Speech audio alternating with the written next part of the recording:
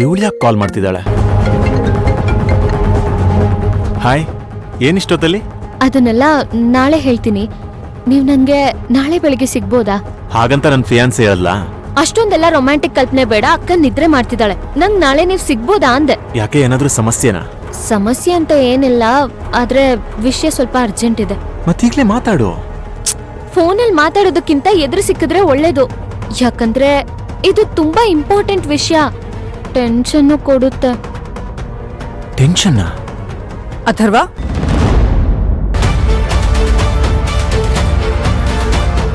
ಅಮ್ಮ, any problem? ಏನಿಲ್ಲಮ್ಮ. ಮತ್ತೆ ಏನು ಟೆನ್ಷನ್ ಅಂತ ಹೇಳ್ತಿದ್ದೆ? ಅದು ಕನ್ಸೈನ್ಮೆಂಟ್ ನಾಳೆ ತಲುಪಬೇಕಿತ್ತಮ್ಮ. ಅದು ಚೆಕ್ ಪೋಸ್ಟಲ್ಲಿ ಲಾಕ್ ಆಗ್ಬಿಟ್ಟಿದೆ ಅಂತೆ. ಅದಕ್ಕೆ ಟೆನ್ಷನ್ ಮಾಡ್ಕೊಂಡು ನಮ್ಮ ಟ್ರಾವೆಲ್ ಕೋಆರ್ಡಿನೇಟರ್ ಕಾಲ್ ಮಾಡಿದ್ದಾರೆ. ಹೌದಾ? ಸರಿ ಕೊಡು, ನಾನು ಮಾತಾಡ್ತೇನೆ. ಬೇಡಮ್ಮ, ನಾನೇ ಎಲ್ಲ ಮಾತಾಡಿದ್ದೀನಿ.